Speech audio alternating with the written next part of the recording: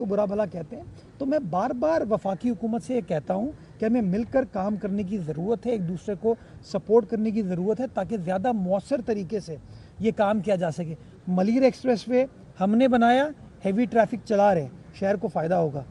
ये Lyari express way 25 साल में बना था और आज भी उस पर अगर आप ट्रैफिक देखेंगे तो इतनी बड़ी ट्रैफिक नहीं है। क्यों? क्योंकि आपने उसको मखसूस गाड़ियों के लिए रखा हुआ है। शहर का मसला मखसूस गाड़ियाँ नहीं है।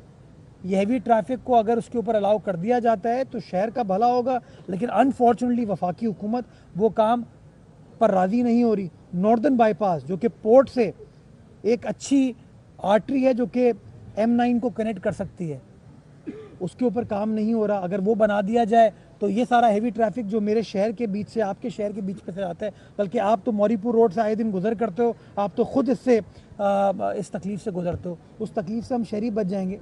तो मैं ये चाहता हूँ कि बजाय इसके बयानबाजी हो, बेहतर चीज़ यही है कि अमली तौर पर हम साथ बैठें और एक तरफा फैसलों को तर्क करके मिलकर ऐसे फैसले करें जिसका फ़ायदा इस शहर को हो, क्योंकि इस शहर का फ़ायदा इस सूबे का फ़ायदा है और इस पाकिस्तान का फ़ायदा है। जब हम कहते हैं पाकिस्तान की मुआशी शहर कराची शहर है, 2 पोर्ट्स कराची शहर में मौजूद हैं, तो मैं ये समझता हूँ जो मालकी वफाकी हुकूमत को और वफाकी जो इदारे कराची में बैठे, जिसके अंदर चाहे वो पोर्ट कासिम हो, चाहे वो KPT हो, चाहे सिविल एविएशन अथॉरिटी हो, रेलवेज़ हो, मैं समझता हूँ उनको शहर की इंतज़ामिया के साथ मिलकर काम करने की ज़रूरत है ताकि ज़्यादा बेहतर तरीके से आवाम के मसाइल हम हल कर सकें। अच्छा, मेरे साथ ये बताइएगा कि आप ये सहूलियात तो दे रहे हैं, बहुत अच्छी सहूलियात हैं, लेकिन जो शॉपर वेग है उसके हवाले से KMC क्या इकदाम करे? जो मेन सबब बनता है कचरे का और सीवरेज में जो रुकावट है वो शॉपर है, तो उसके लिए मैं जुल्फ़िकार आपका शुक्रगुज़ार हूँ कि आपने एक बहुत ही अहम नुक्ता उठाया है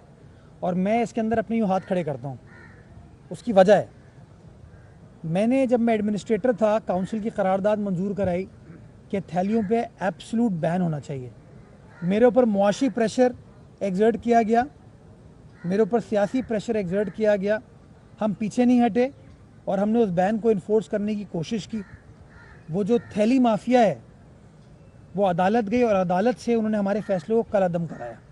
अदालत ने इस ग्राउंड पे उस फैसले को कलअदम किया कि सूबाई कानून कहता है कुछ और कराची का जो काउंसिल की करारदाद है वो कुछ और कहती है। तो उस टेक्निकल ग्राउंड पे सिंध हाई कोर्ट ने उस फैसले को कलअदम हमारे कर दिया, जिसकी वजह से आज आपको ये मसला नज़र आता है। 3 साल हो गए, मैं सिंध हुकूमत से मैंने रुजू किया है, कोशिश कर रहा हूँ। चीफ सेक्रेटरी साहब को मैंने गुजारिश की है, वज़ीर कानून साहब को भी मैंने इस बात पे राज़ी किया है कि वो जो रेगुलेशन है 2014 की सिंध की सूबे की, उसको अमेंड करने की ज़रूरत है ताकि इस मसले को हम कानूनी एतबार से हल कर सकें।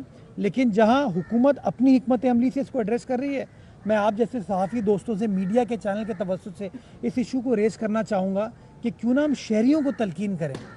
थैली कोई ज़बरदस्ती तो आपको नहीं देता ना, मैं थैली मांगता हूँ, मैं थैली इस्तेमाल करता हूँ, तो मैं बहैसियत ज़िम्मेदार शहरी के सफाई निस्फ ईमान का कॉन्सेप्ट है मेरे दिल में।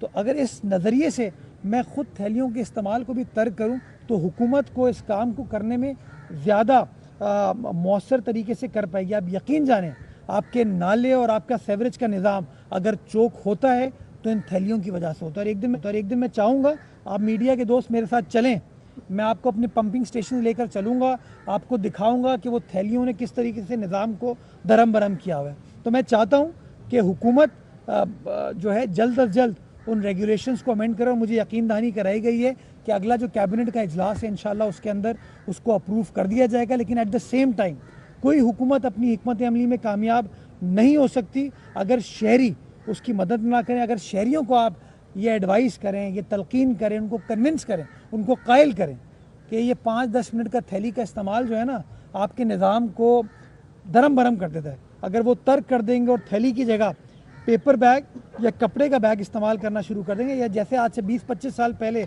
टोकरियाँ चलती थी, अगर वो करना शुरू कर जाएंगे तो मैं समझता हूँ ज़्यादा बेहतर तरीके से इस शहर की खिदमत करने में हम कामयाब हो पाएंगे।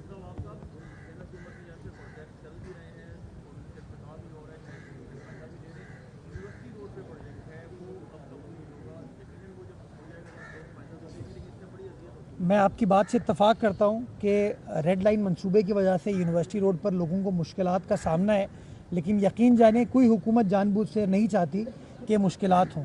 कुछ तकनीकी मसाइल थे जिसकी वजह से ये मसाइल एग्रीवेट हुए हैं।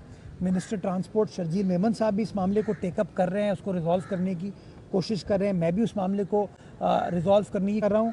जो अभी तक की टाइमलाइन है जो मुझे बताया गया, पिछले दिनों जो बोर्ड मीटिंग हुई थी मैं खुद गया था उसके अंदर मालूमात लेने के लिए, 2 साल लगेंगे उस मंसूबे को मुकम्मल होने में। और वज़ीर ट्रांसपोर्ट ने ये बड़ी सख्त वाज़ेह हिदायत दी हैं